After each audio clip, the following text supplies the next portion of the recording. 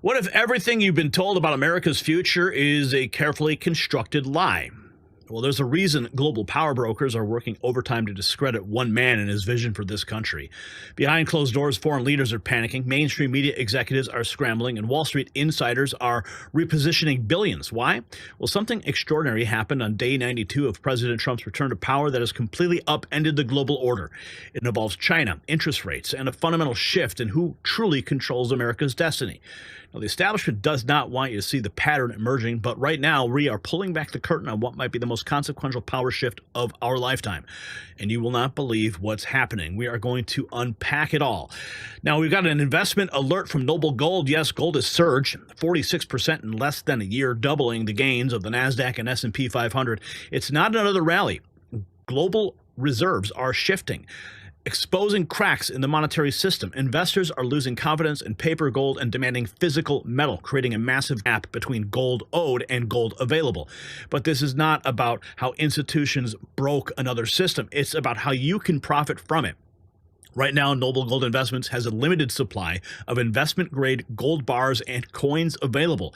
As banks scramble to fulfill their obligations, pushing gold prices higher, you can profit. And smart investors are already moving into physical gold. Noble Gold makes it easy for you to do the same. Visit nextnewsgold.com. It's linked below, and turn their panic into your profit. The number on the screen, 877-646-5347. Make sure you tell them that Gary Franchi sent you. Okay, we got this just in. President Trump personally funding two 100-foot-tall American flagpoles for both sides of the White House. Crazy how that has never been there before, but here he is surveying the area where he thinks those flagpoles should be. Pretty cool, man. He's right up there on the fence line. That is a rarity for him to get that close to the line. You can see the people walking in the background at Lafayette Park. There's always protesters out there. I'm sure that Secret Service went out there and cleaned up, any security breaches or perimeters to protect him. But he's there, and he is taking a look at it all. People are screaming for him.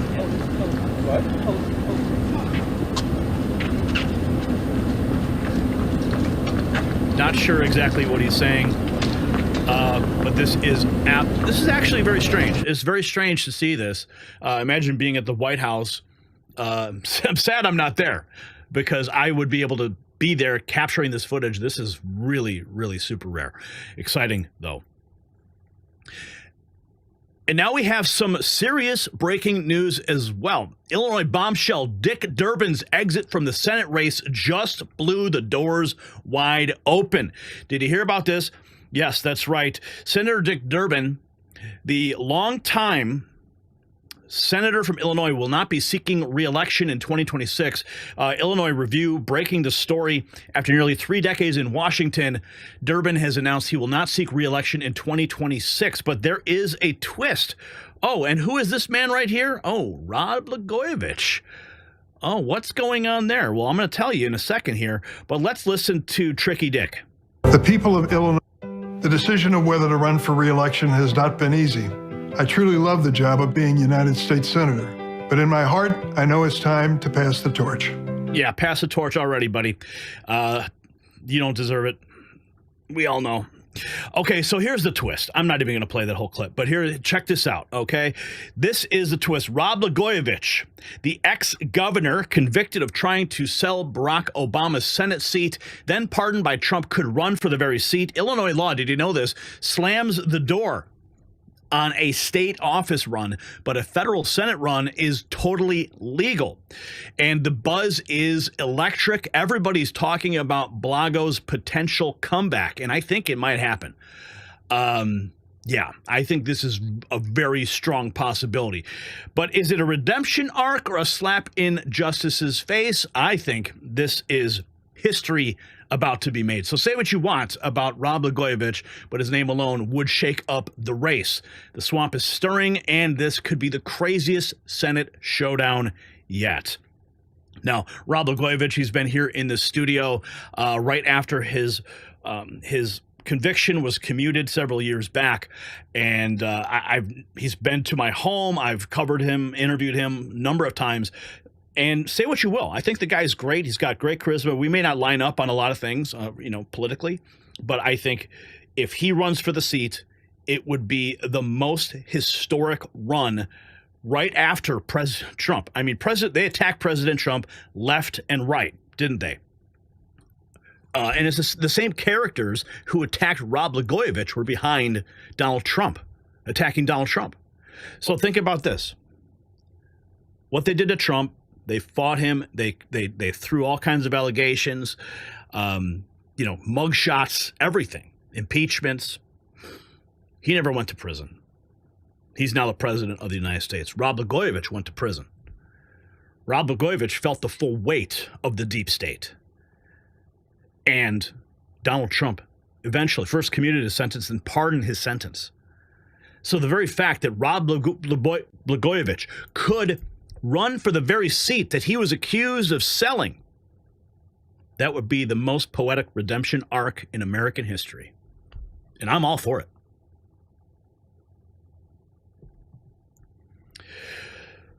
Okay, moving right along into our post.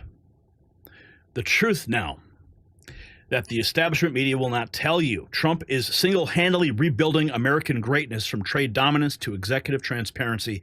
The America First agenda is winning. Okay, so what is it here? The way forward, it does start with the people.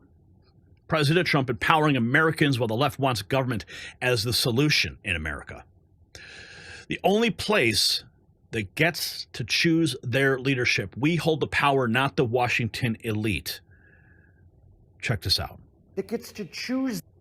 And I want to talk about hope in a way forward.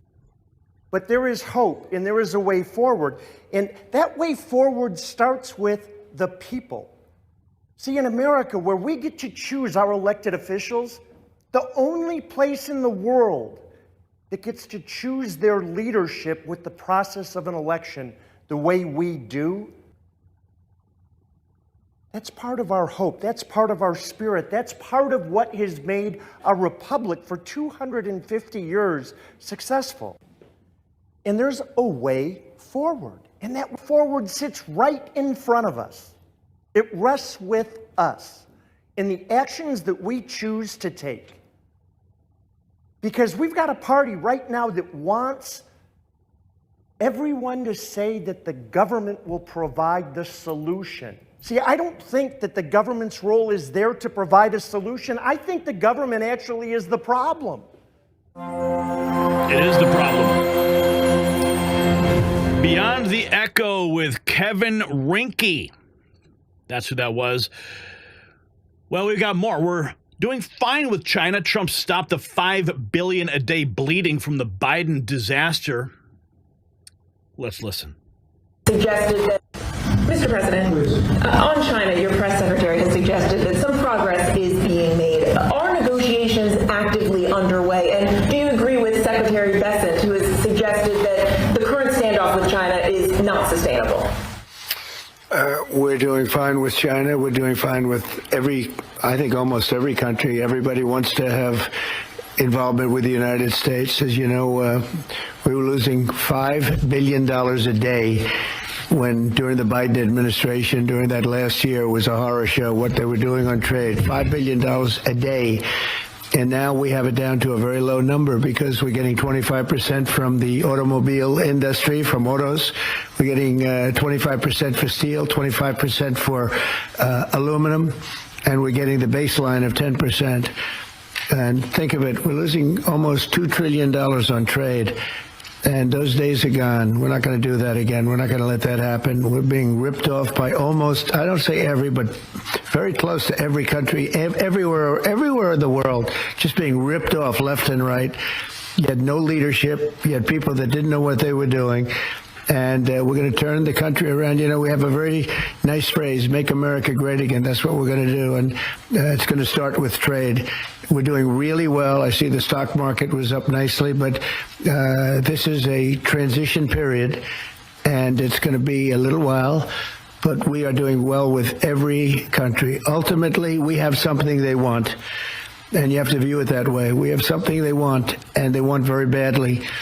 And, it's going to be, they're coming in, they're taking treasure, they're taking jobs when they do that, and they have to pay. And they don't have to pay if they come in and create their own jobs. If they do their product here, if they build their product or make their product in the United States, we have absolutely no tariffs, and we welcome people. But we're taking in a lot of money from tariffs, and our country is getting stronger all the time because the other was not sustainable.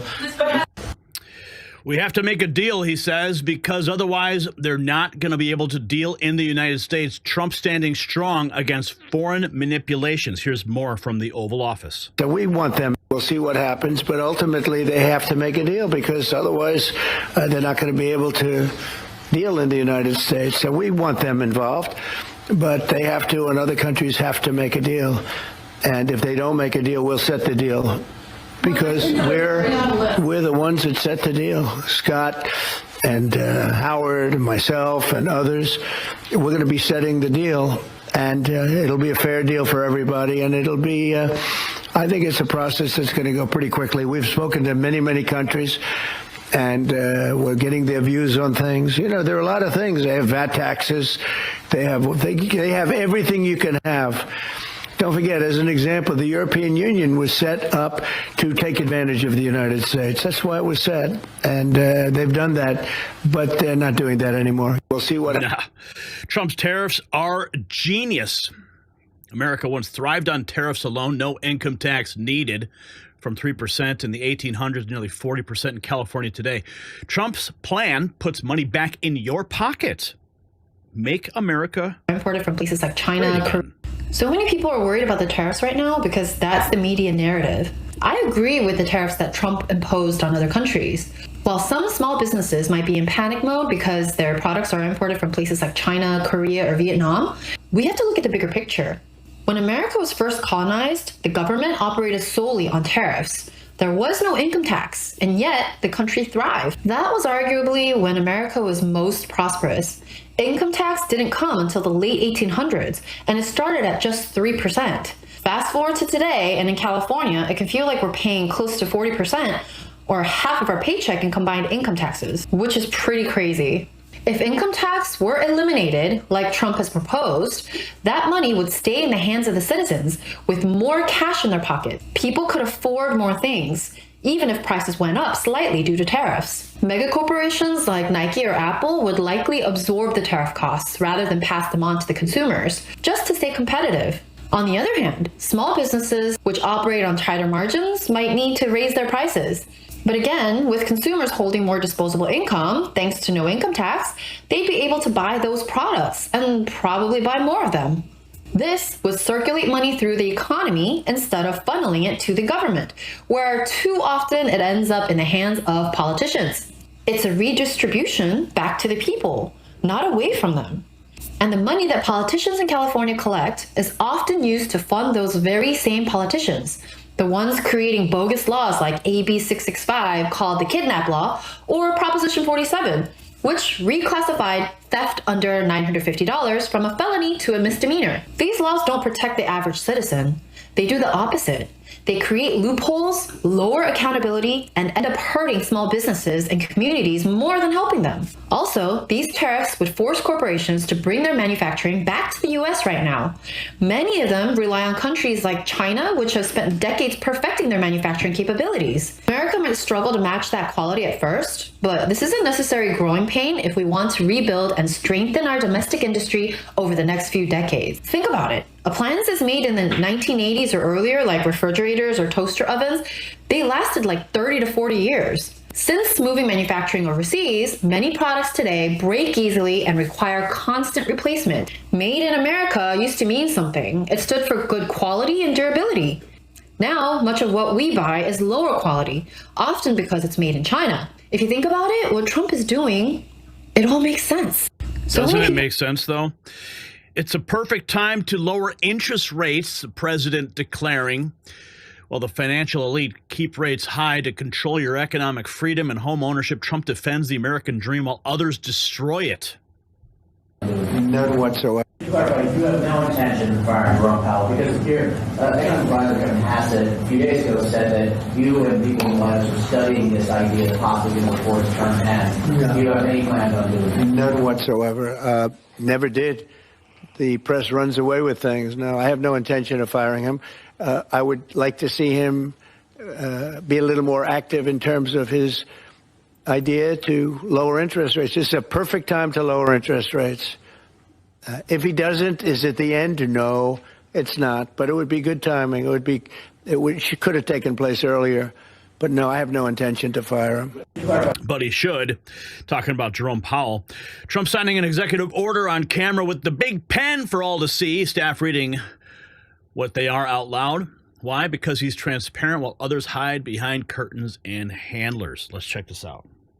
The ceremony. I bet you see how Trump signs his executive orders, like those first couple days in office, the giant stack of them, right? Yeah. He signs them on camera, in person, with a big pen. And he loves the ceremony. I bet he does that because he's well aware that, because they've always been making claims about his mental competence, right? Unsupported by any evidence. But if he was just auto-penning these executive orders, you don't think they would attack them as not being legitimate? He also has staff read out what they are. So that everyone hears what they are, and he acknowledges what each one is, and then he signs it. I think that's actually really smart. The other thing that I think, I don't know what you guys think of this, but it says in this COVID thing, data shows that all COVID-19 cases stem from a single introduction into humans. This runs contrary to previous pandemics where there were multiple spillover events. That, I think, is extremely damning. And it's very similar to what COVID skeptics were saying for years. And yeah, of course, we were proven right.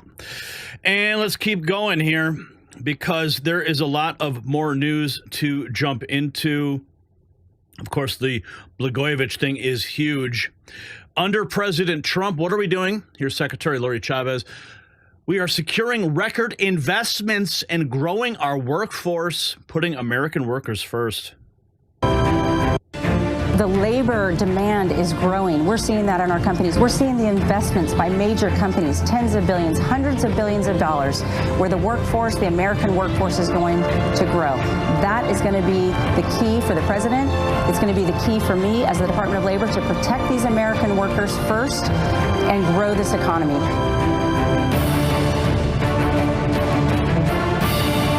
Let's go. So what we're witnessing isn't just a policy change, it's a fundamental reshaping of America's role in the world. Trump's vision puts the power back where it belongs, with the American people. His transparency on executive orders, his hard stance against China's economic warfare, and his courage in the face of unprecedented attacks. It's not politics as usual, my friends. This is the rebirth of American greatness. So here's a question that every American needs to ask themselves, and you can weigh in the comments section. Do we want a nation controlled by shadowy global interests and bureaucratic elite, or one where the people truly hold the power? The contrast couldn't be clearer, and your answer determines America's future. Is this merely a presidency, or is it the beginning of a complete reset of the American system? What tools does Trump have left to deploy in his mission to return power to the citizens? Leave your thoughts in the comments below, and make sure you check out shop.nextnewsnetwork.com. Link down below for exclusive Next News Network gear.